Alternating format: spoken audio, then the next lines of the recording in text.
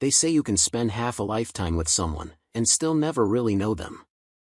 I thought I had built everything the right way: a loyal marriage, 2 incredible sons, a quiet, honest life in Portland. I believed that love, once given freely, would always be enough. I was wrong. When I discovered Caroline, the woman I built my world around, betraying everything we had, it shattered me. Not because of the affair itself, but because of the lies. The coldness. The realization that somewhere along the way, respect had died and I hadn't even noticed. I stood at a crossroads: let the betrayal define me, or let it forge me into something stronger. This isn't a story about revenge. It's not even a story about anger. It's a story about survival. About rebuilding. About learning that sometimes the best thing you can do is to close the door gently, walk away with your dignity intact, and never look back. If you've ever loved someone who forgot how to love you in return, then this story is for you. Before we begin, I just want to say, thank you. Thank you for taking a few minutes out of your life to be here to listen, to walk through this with me. You didn't have to click. You didn't have to care. But you did. And that means more than you know. This isn't just a story about heartbreak. It's about standing back up when the world knocks you down. It's about rediscovering your own worth when someone else forgets it. If you've ever been betrayed, if you've ever had to rebuild from ashes you didn't create, then maybe, just maybe, you'll find a piece of your own strength inside these words. So take a deep breath with me. Set everything else aside for a moment. Let's dig in.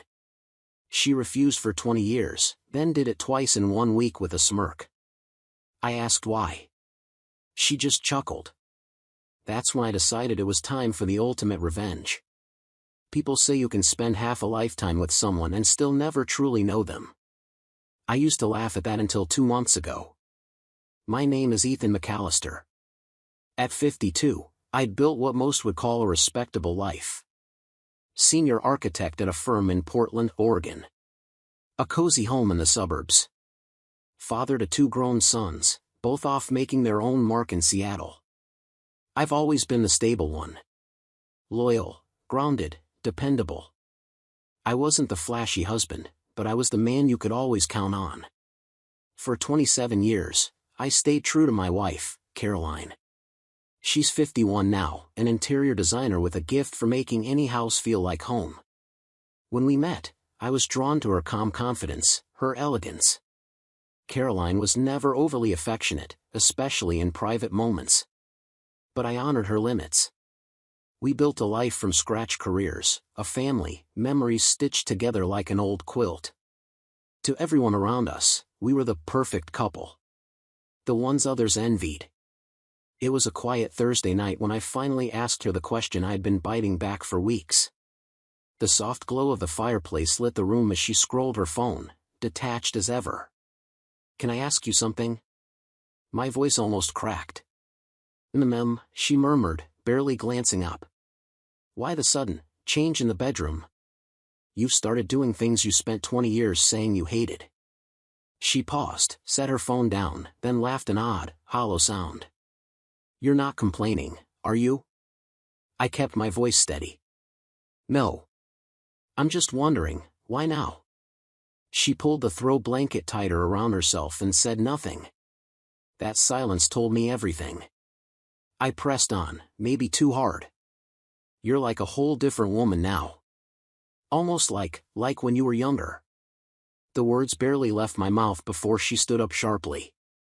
"If you don't like it," she snapped, "we can go right back to how it was before." Then she stormed upstairs, leaving me alone with a hollow ache in my chest. And that, my friends, was the moment I realized she hadn't changed for me at all. She changed for someone else. And I was about to change everything. I stayed perfectly still, watching Caroline retreat. Just as her fingers brushed the doorknob, I spoke calm, deliberate. "It's fine," I said. "I'll know everything by tomorrow morning anyway." She froze mid-step. Her head tilted slightly, tension radiating off her. "What did you say?" I stared straight at her back, my voice even, though my chest felt like it was about to crack open. The private investigator I hired 8 weeks ago. His final report lands on my desk first thing in the morning. Caroline didn't move for a second. It was like someone had sucked all the air out of the room. Then, in a blur of motion, she slammed the door. Seconds later, she was back, hammering on the wood, sobbing, begging, her voice cracking, her words incoherent. For the first time in 27 years, I didn't answer her. Not because I hated her. Because I needed the truth more than I needed her lies. Alone in our marital bed, I stared blankly at the ceiling. Tears slid silently down both sides of my face, soaking into the pillow without a sound. The weight in my chest was unbearable, like drowning in my own skin. But beneath all that grief, something new was taking shape, sharp, cold, righteous. Tomorrow, the answers would come. Tonight, the morning had its moment. At 2:42 a.m., I opened my eyes, though it would be a lie to say I had slept at all. They burned with exhaustion. My throat was dry as paper. The house was silent except for the low hum of the heating vents. Moving with mechanical precision, I grabbed the gym bag I had packed the evening before. No note. No explanation left behind. What could I possibly say that wasn't just another half-truth to add to the pile? The streets of Portland were nearly deserted, the city soaked in misty drizzle as I made my way to the 24-hour gym downtown. For the next 2 hours, I punished myself, lifting until my arms shook, running until my legs buckled. I welcomed the physical pain, it was easier to endure than the agony inside my chest. In the locker room shower, I stood under the scalding water, letting it pound my shoulders, letting it wash away the last fragile pieces of denial. Whether it was sweat or tears circling the drain, I didn't care anymore. I changed into the clean slacks and button-down shirt I had kept hung in the car, neatly pressed. At 6:10 a.m., I slid into a booth at Penny's Diner, a few blocks from my office building. The early crowd was filtering in construction workers with worn caps, young execs glued to their phones. I stared at my buzzing phone. 41 missed calls. 18 new messages. All from Caroline. I flipped the screen face down without opening a single one. Coffee, sugar? The waitress asked, lifting a pot. Yeah. And don't let it run dry, I said, my voice barely recognizable. After she poured, I thumbed out a quick text to Tom Granger, my deputy at the firm. Need to meet. Pennies. Before office hours if you can swing it. Then I waited for coffee, for truth, and for whatever came next. Tom replied almost instantly, be there in 15. True to his word, he slid into the booth at Penny's Diner 14 minutes later, his sharp eyes scanning my worn-out appearance before he even sat down. Christ, Ethan, Tom muttered, setting his coffee down. You look like you've been through a damn war. I gave him the short version: Caroline's sudden shift in behavior, the blow-up the night before, the private investigator I had hired 8 weeks ago. So you don't actually have proof yet? Tom asked, stirring sugar into his coffee without looking up. Meeting the PI at 8, I said, checking my watch. But, deep down, I already know what he's going to tell me. Tom leaned back, his face grim. He'd lived through his own brutal divorce 5 years ago, the kind that leaves scars no one sees. You know how I found out about Linda, he said, voice low. I shook my head. STD, he said bluntly. After almost 19 years together, she gave me something she picked up from some gym trainer. She even tried flipping it on me at first, said I must have been the one cheating. He gave a bitter, humorless laugh. Classic projection. She folded as soon as I slapped the lab report down on the table. I winced, the pain in his words cutting deeper because of the quiet way he said them. I'm sorry, man, I said. He shook his head. Best thing that ever happened to me, looking back. Hard lessons shape you. Tom leaned in closer, voice steady.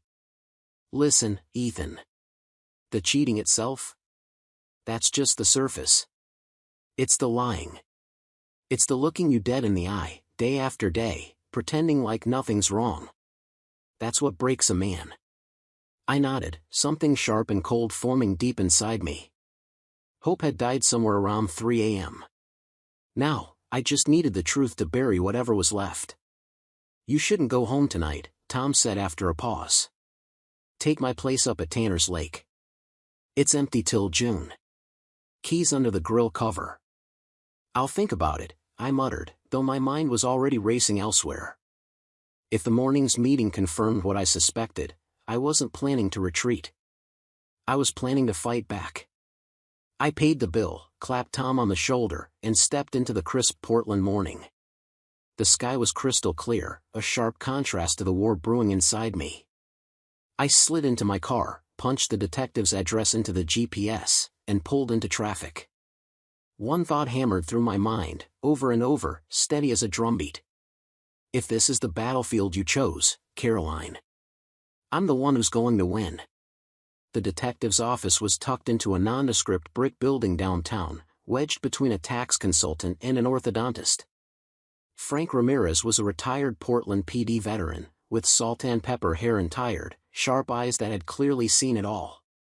He didn't waste time with pleasantries. It's all there, he said, sliding a thick manila envelope across the scuffed desk. Close to 100 pages.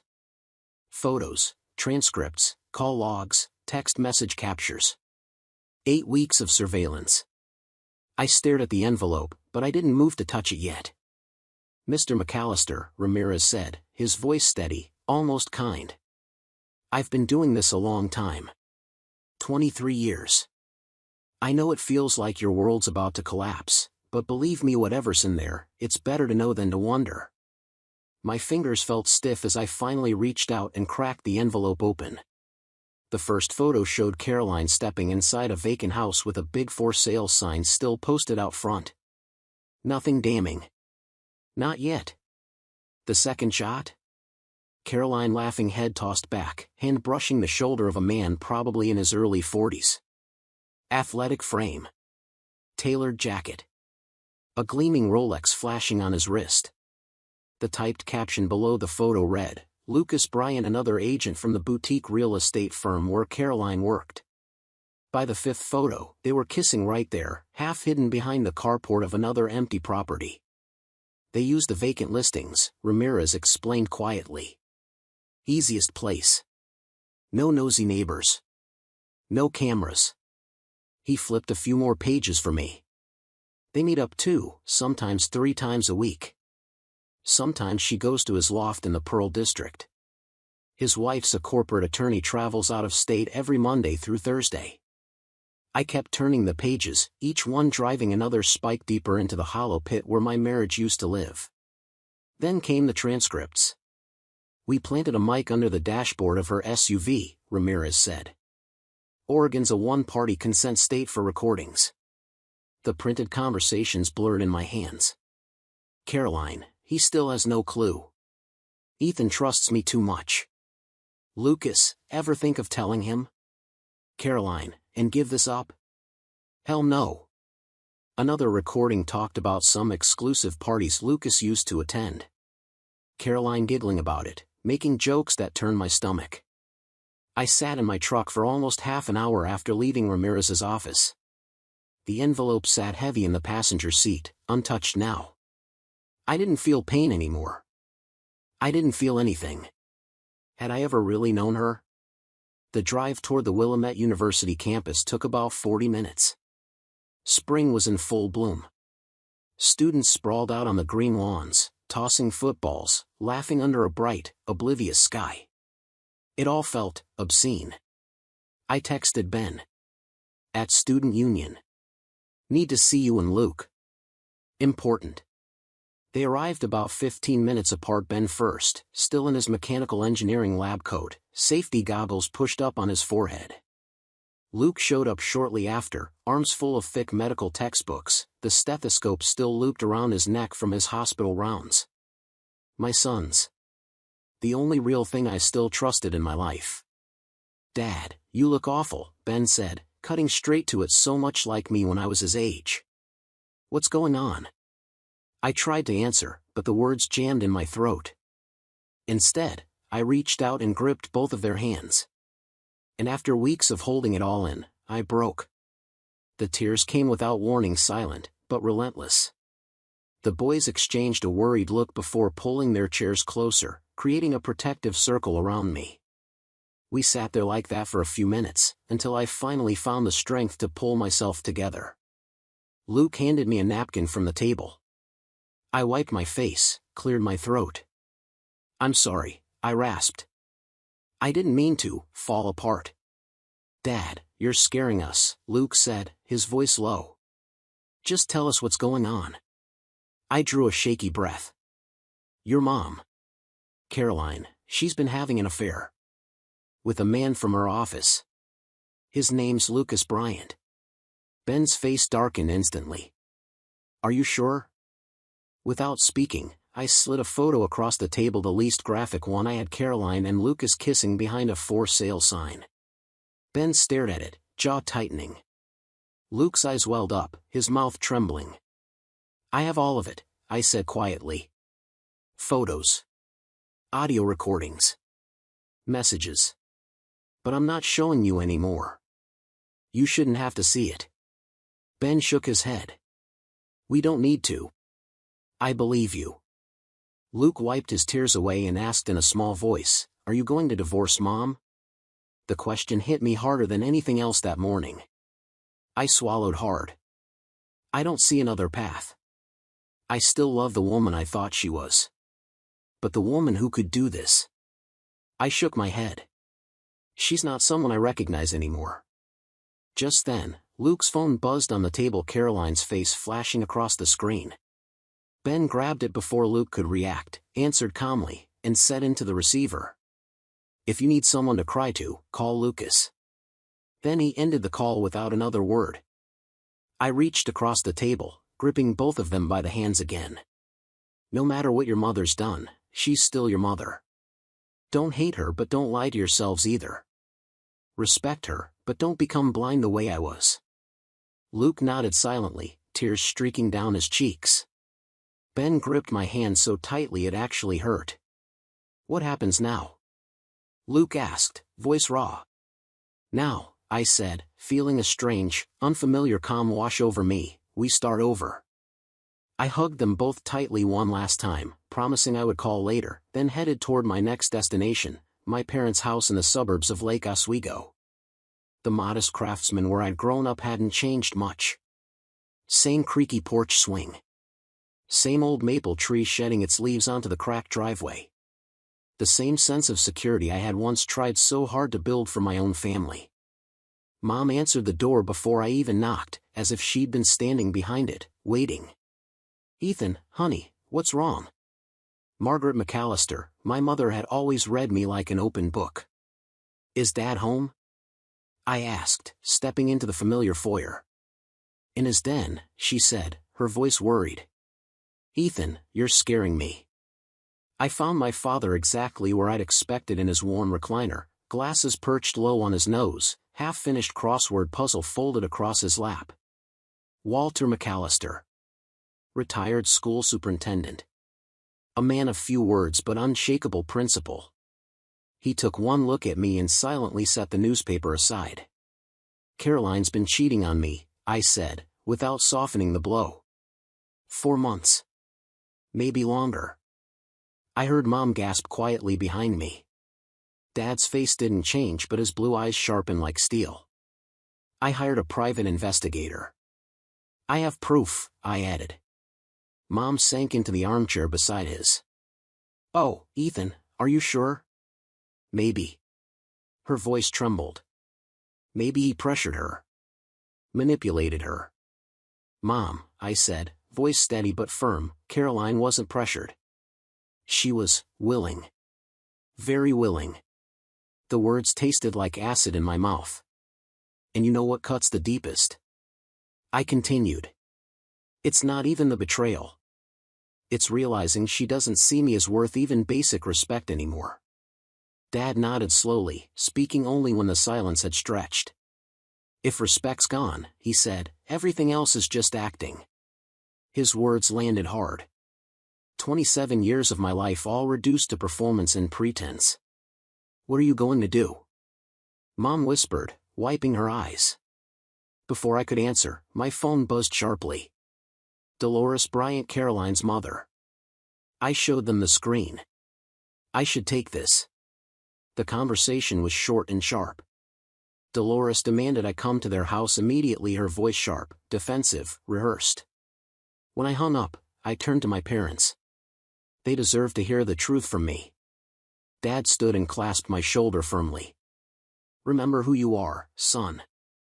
The Bryants lived in a sprawling modern home tucked into one of Lake Oswego's most exclusive neighborhoods. Caroline's father, Howard Bryant, had built his fortune flipping commercial properties across the Pacific Northwest. The very connection that had originally helped Caroline climb the real estate ladder. I'd always felt a little out of place around her family despite my own success, my steady career. Dolores opened the heavy oak door with a scowl that could have stopped traffic. Howard stood behind her, arms folded tightly across his chest. His expression was one of thinly veiled hostility. What exactly are you accusing our daughter of? Dolores snapped before I could even step inside. I stayed calm. It's not an accusation, I said evenly, when there's proof. Howard stepped forward, voice low but firm. She's having an affair? You have evidence? I nodded, pulling a slim folder from my leather briefcase, a version of the detective's report with the worst photos removed. There were some things parents should never have to see, no matter how angry I was. Howard took the file. Dolores paced like a caged animal. So because of one mistake, she hissed, you're ready to destroy a 27-year marriage? Throw away everything? Something in me cracked, but I kept my voice cool. You're wrong, Dolores. This wasn't a mistake. This was a pattern. A lifestyle. 100 conscious choices. I placed another stack of papers on the coffee table, this one more raw. Printouts of text messages between Caroline and her so-called best friend, Nora Whitaker, the chief enabler. Read it, I said, not unkindly. See for yourselves who's been whispering in her ear. Howard adjusted his glasses and leaned in. The words were damning. Nora praising Lucas, raving about how Caroline deserved this escape. Telling her things like, "Girl, you'll never forget what a real man feels like." And Caroline's reply, the one that gutted me all over again. I've never met anyone who makes me forget right and wrong this easily. I just want more. Dolores sank down into the nearest chair, visibly shaken.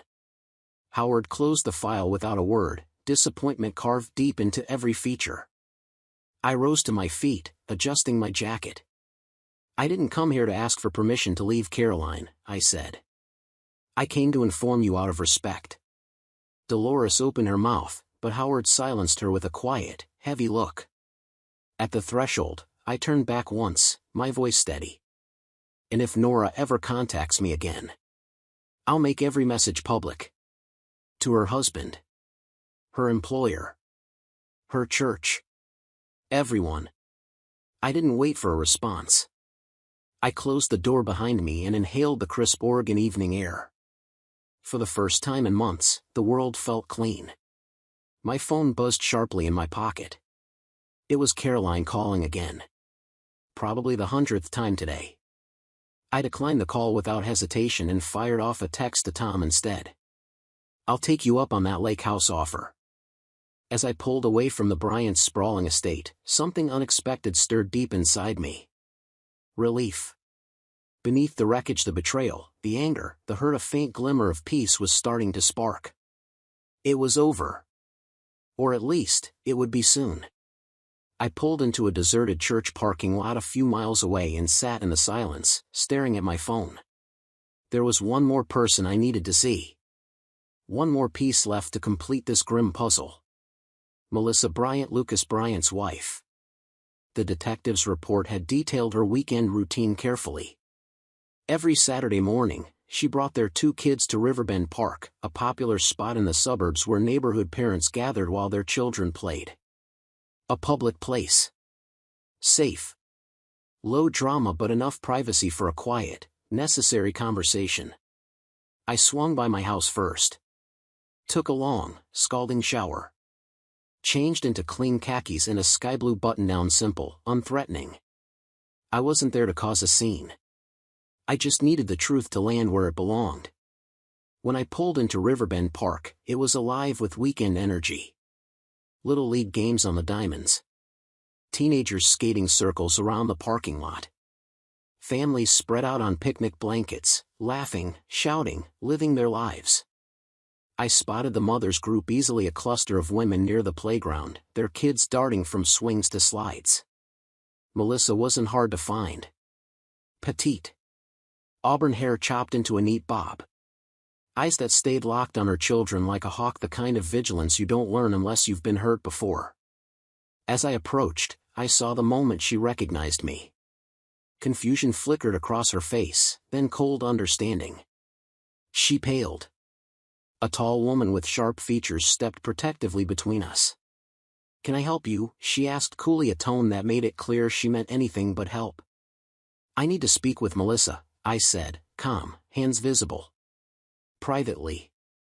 "I don't think so," the woman shot back, crossing her arms. "Jenna, it's okay," Melissa said quietly, stepping forward.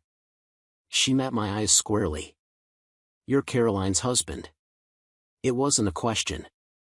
"I am," I replied. "Ethan McAllister." 5 minutes.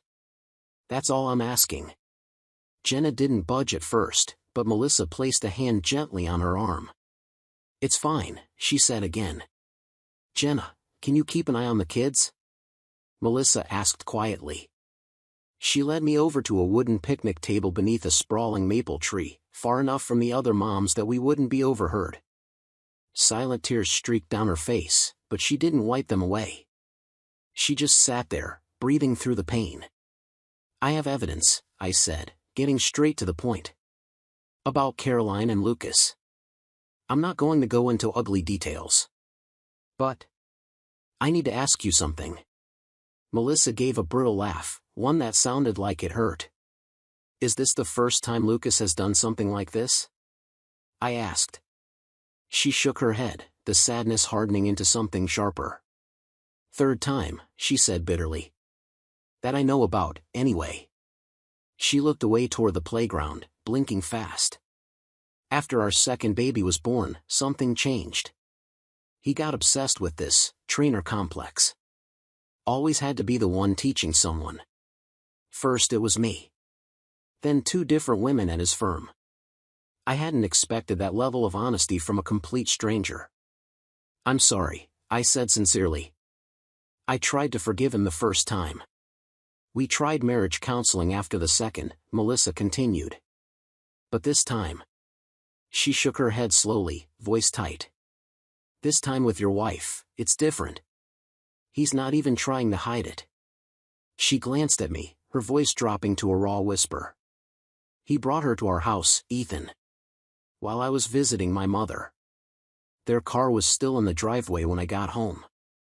I swallowed hard, trying to keep my composure. "I brought something for you," I said, pulling an envelope from my jacket, a clean copy of the PI's findings. "Only open it if you need it. Best to hand it straight to a lawyer." Melissa accepted the envelope with shaking hands. "Thank you," she said hoarsely. We sat in heavy silence, 2 strangers stitched together by betrayal. After a minute, Melissa wiped her face and stood. "I need a favor," she said. "I want to pack a few things.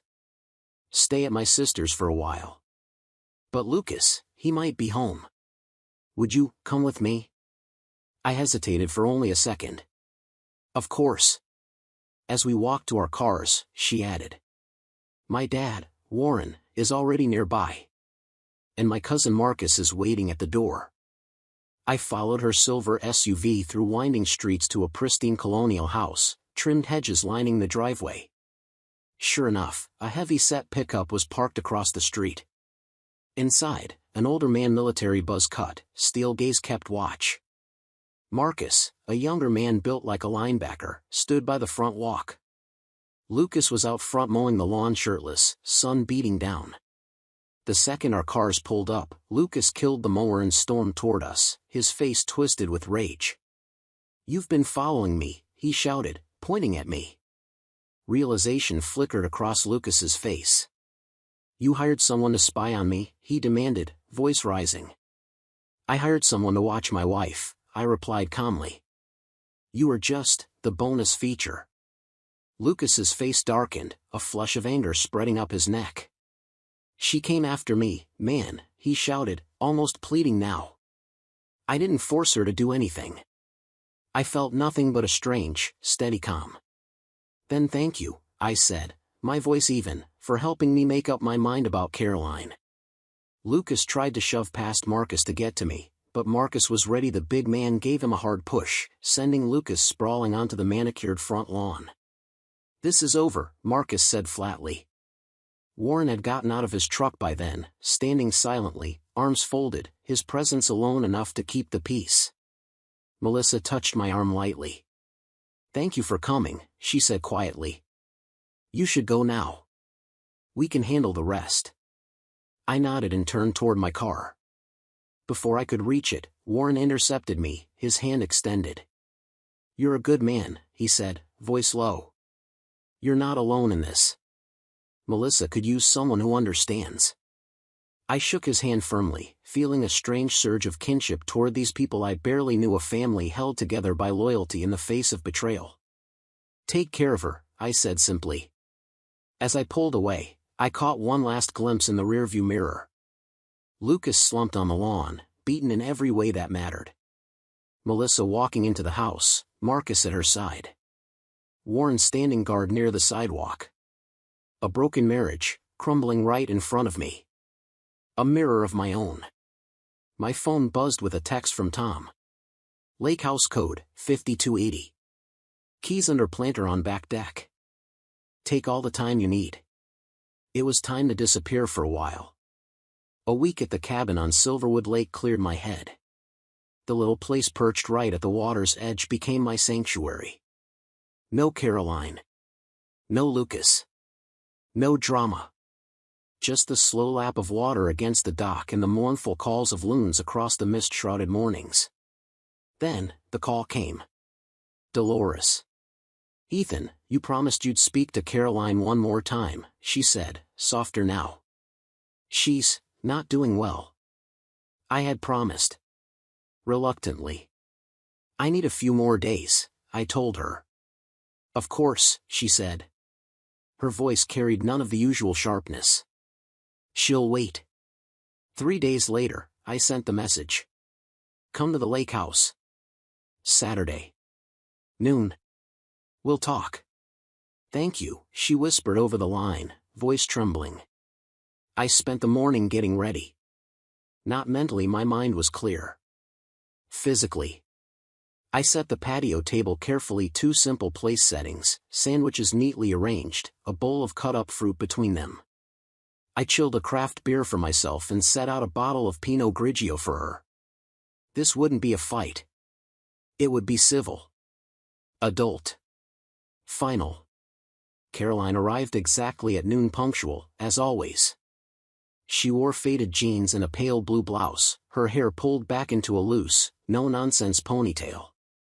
Even exhausted and worn down, she was still beautiful, the woman who had once been my entire world, now a stranger I knew too well.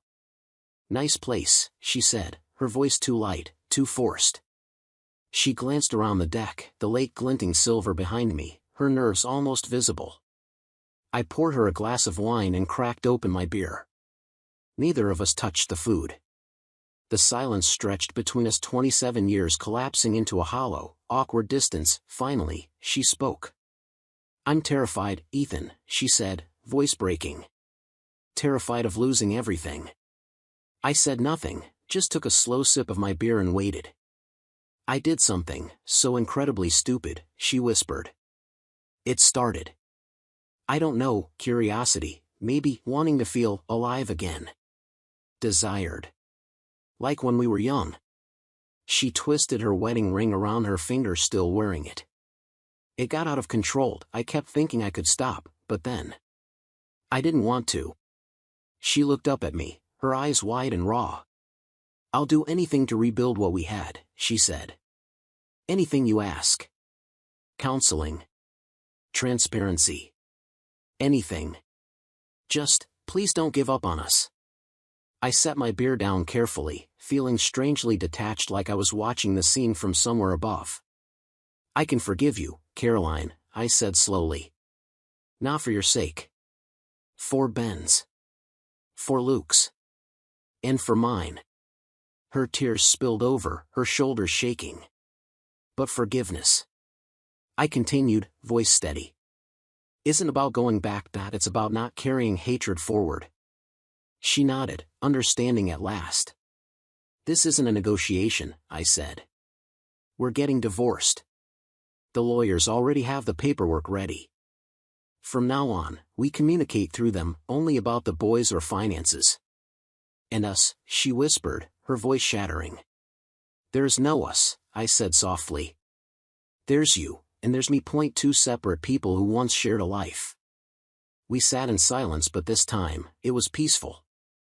Birds called from the trees. A soft breeze rippled across Silverwood Lake. Finally, Caroline stood, tears still tracing her cheeks.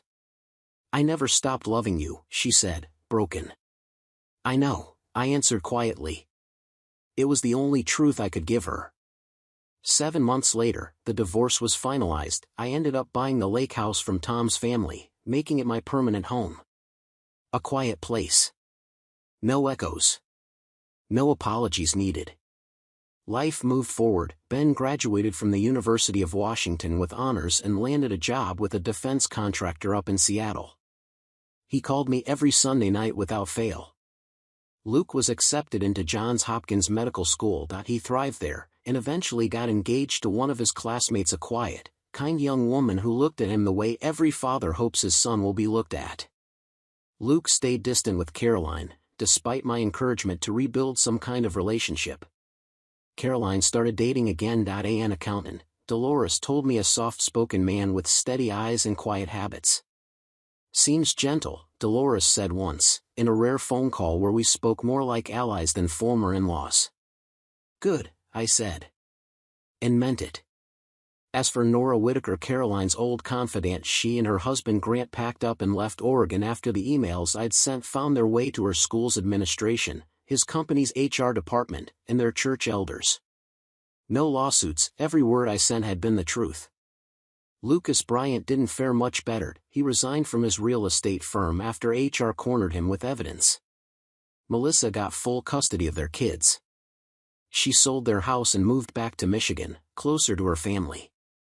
Sometimes, on quiet mornings, I found myself hoping she was doing okay, hoping she found peace, the same way I was learning to. 2 years later, at a graduation party for a mutual friend's son, I ran into Jenna Ellison, Melissa's cousin. The same woman who once stood between me and a stranger's heartbreak in a crowded park. Ethan McAllister, she said, laughter in her voice and new smile lines at her eyes. How have you been holding up?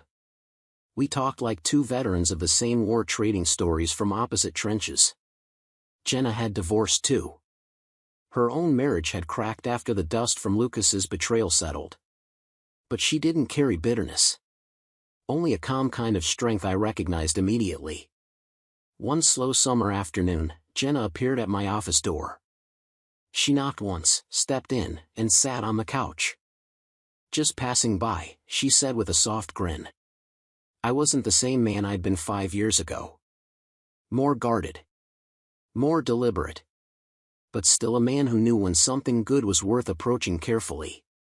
This story doesn't end with a grand romance or dramatic second chances. It ends with something better. Peace. Self-respect. Wholeness. And the quiet understanding that sometimes the best chapters of your life come after you finally close the ones that hurt. If you made it all the way here, I want to say thank you. Not just for listening to my story, but for walking beside me through the worst and best parts of it. If you've ever been betrayed, if you've ever had to rebuild from the ashes, then you know it's not just about surviving. It's about choosing to live again, but this time with your eyes wide open. I'd love to hear from you. What would you have said to me at the lake that day? Would you have handled the confrontation the same way, calm, steady, or would you have let the anger loose? Drop a comment below. I want to hear your perspective, your advice, your experiences. Your words matter more than you realize, not just to me, but to others who are going through their own battles right now. And if I can leave you with anything, it's this: never confuse forgiveness with forgetting. You can forgive someone without ever letting them hurt you again. You can choose peace without reopening old wounds. You can walk away without hatred and still never look back. Respect yourself enough to close the chapters that no longer deserve your story. You owe it to yourself to protect your heart the way you protect the people you love.